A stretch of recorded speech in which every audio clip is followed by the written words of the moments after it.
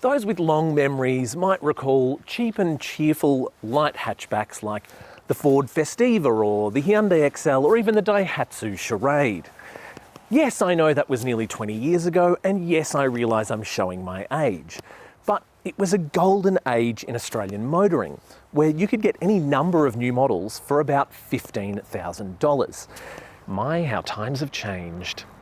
In 2022, you'd struggle to buy a new light hatchback for less than $20,000, except for maybe an MG3. Which brings us to the 2023 Skoda Fabia. Now, initially at least, it's going to be offered in just one highly specified model grade, and it's going to cost you, well, it's going to cost you the equivalent of 2 MG3s. Now we're going to get straight to pricing and full specification, but don't forget that my written review is online at carsguide.com.au right now. So exactly how much is the new Fabia? Brace yourself. The new Fabia in flagship Monte Carlo, guys, will cost you $37,990 drive away. Now, that's about $8,000 more than the previous Monte Carlo, and it's about $1,000 less than a Volkswagen Polo GTI. But that's a dedicated hot hatch with an extra dollar per performance. So what exactly do you get for your money with the new Fabia? This time around, the Fabia won't be offered in the adorable and spacious wagon body style of the previous generation. It will be a hatch-only proposition. And while Skoda's launching the Fabia in a flagship grade, you can expect to see more affordable variants added to the lineup down the track. The Monte Carlo name goes back a number of years and can be found on several Skoda models, including the Scala hatch and Kamiq small SUV. Monte Carlos differ from regular variants thanks to a sporty-looking body kit and interior. In the case of the Fabia, power comes from a 110 kilowatt turbocharged petrol engine paired with a dual-clutch transmission. Standard gear is expensive and includes heated front seats, auto-dimming rear-view mirror, power folding and heated exterior mirrors, dual-zone air conditioning, keyless entry and start, wireless device charging, a 10.25-inch fully digital instrument cluster, 9.2-inch multimedia screen with digital radio, wireless Apple CarPlay and Android Auto, voice control and a 6-speaker audio system to start. The question is, are you willing to spend that much when you could get a similarly sized model for cheaper? The most expensive version of the Mazda 2 is the GT, and it's priced from $26,490 before on-road costs, while the flagship Toyota Yaris ZR hybrid is $32,200. Volkswagen Polo style is $31,250. In fact, you could even buy a premium light hatchback for around the same money as the Fabia, like an Audi A1 or a Mini Cooper 5-door hatch, but they don't have as much kit as the Fabia. The new-gen Fabia shares a vehicle platform with its Volkswagen Polo cousin, and it has grown in every dimension except height compared with the previous model. It's also a lot more modern and stylish than its fairly quirky predecessor. Being a Monte Carlo, it gets a razzy body kit with a bunch of gloss black highlights on the grille, front and rear bumper, the mirror caps, and on the two-tone roof. It also gains Monte Carlo badging. The Fabia's bi-LED headlights and sharp-looking LED taillights and 18-inch black metallic brushed alloy wheels ensure the whole package screams European style. That sporty vibe continues inside the Fabia, with Monte Carlo flourishes throughout. As well as a 3-spoke flat-bottom leather sports steering wheel, you'll find flashes of red on everything from the dash, doors, centre console, and even the seats as part of a 5-stripe motif. And don't forget the aluminium finish pedals and carbon fibre look inserts. That splash of red and the dash and interior layout work well in the Fabia. It's not quite as clean a design as the Polo, but it's hard to fault. The Fabia might be a light hatchback, but it's quite spacious for the segment, and it actually represents a big step up over its predecessor. To start with, up front, you've got a great driving position. It feels low to the ground and you feel nicely ensconced in the car, which is a nice change from all of the small SUVs that we've been driving. These sports seats are serious business. There's enormous amounts of lateral support and they look and feel really good. They're really, really comfortable and you don't feel too tightly hemmed in. And they look really nice as well. You've got the sporty stripes and the material is really, really good. And thank you for using cloth, Skoda. Given it's the flagship Monte Carlo version, you would expect that it gets a few extra flourishes, and it does. There's ambient lighting and things like that. And you get all of these cool little red panels all throughout. And honestly, it really, really breaks up the cabin quite nicely. Even the use of materials on the dash, there's all these different textures and materials, and it could look busy, but they've done it really, really well. And I think overall it's a really, really classy vibe in here. Unfortunately, it does have a cruise control stalk down here, which I never love. Just put the controls on the steering wheel, please, Skoda. In terms of storage up front, there's a really decent amount of space. You've got a phone charger here where you can fit a couple of phones and a few other items. You'll notice here there is no cup holder. You do have to order that as an accessory. Apparently there was some mistake in the ordering, but from 2023 model year on, it will be a standard feature. The central bin isn't massive. You've got a 12-volt charger in there, but you'll fit phones and other things in there as well. There's a couple of USB-C ports here too.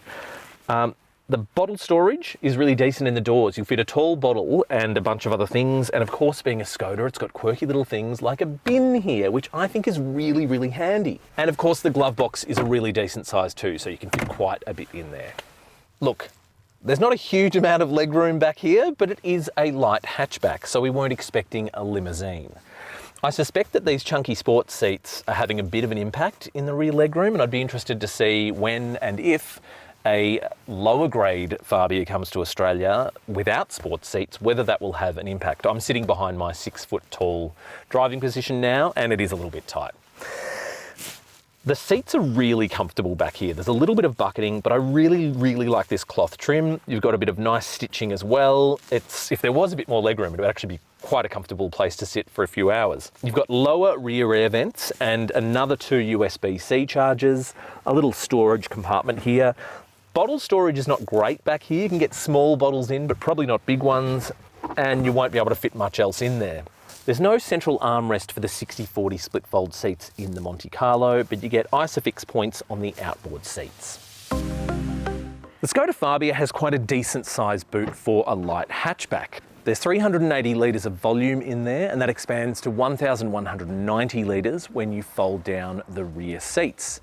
Now, if you'd prefer a small SUV, you can get the Skoda Kamiq, that's got about 400 litres. Or this thing's sibling, the Volkswagen Polo, has 351 litres, so it does have an edge there. But it doesn't have all the accessories that the Skoda has. No surprises given it's a Skoda, the Fabia comes with some unique, handy features. Of course, it has the signature umbrella in the driver's door cavity, so you don't get stuck exiting the car on a rainy day. But open the manually operated tailgate and you'll find some quite useful additions in the boot that are standard on the Monte Carlo. They include a luggage net system, extra shopping bag hooks that can be attached to the Isofix points on the rear, and a multi-function storage hammock that can be used for delicate items or just extra security. The Skoda is powered by a 1.5 litre 4-cylinder turbocharged petrol engine, offering up a healthy 110 kilowatts of power and 250 newton meters of torque. It's paired with a 7-speed dual-clutch automatic transmission that drives the front wheels only. This engine is familiar from other Volkswagen Group products.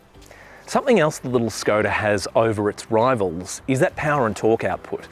If you take out the dedicated hot hatches in the segment, so the Hyundai i20N, the Polo GTI, the GR Yaris and the Fiesta ST, this is the most powerful vehicle in the light car segment. This 110 kilowatt engine that's found in a bunch of other Volkswagen Group products is actually a really good match for this Fabia chassis. You couldn't quite call it a hot hatch, but it's near enough to it. Acceleration from a standing start is pretty brisk. There is a little bit of lag from the turbocharger combined with the dual clutch automatic transmission, but it's not that noticeable. Steering is really sharp in the Fabia as well. It's very much a point and shoot sort of car, and the brakes are actually really strong. This little Fabia corners really well. It's great road holding, ample grip. It's a really fun car to drive on twisty and winding roads. The suspension tune is probably a little bit on the sporty side, so it is a bit firm, but it's not that bad. You could certainly live with it day to day, but you will notice sharp ruts and potholes for sure. If the performance isn't enough for you, you can up the fun factor by switching to sport mode. It sharpens the throttle and steering and adds a little more growl too. The 7-speed dual-clutch transmission is well matched with the engine, but tends to hold gears on steep descents. Other than that, it's hard to fault the Fabia's on-road performance.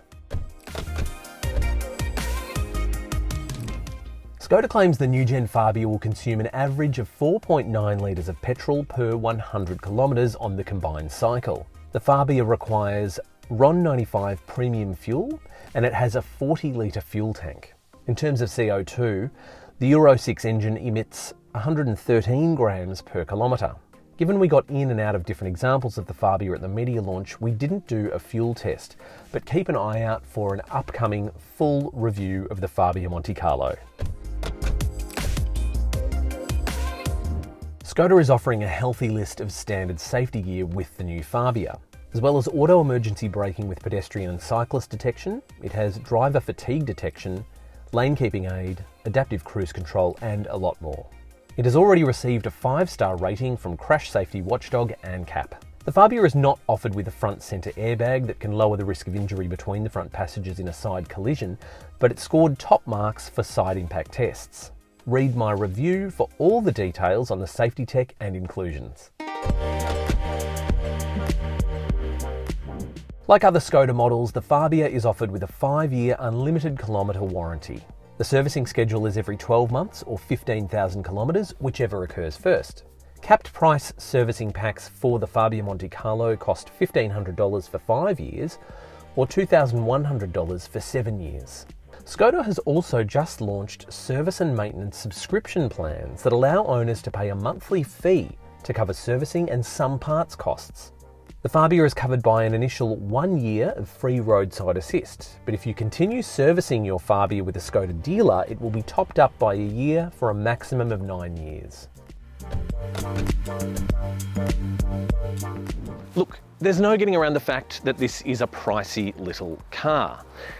Keeping in mind the fact that you can get an Audi A1 or a Mini 5-door for similar money. But the fact is, neither of those models have the level of kit that this thing does. Indeed, most other models in the light car segment can't stack up to what this will offer.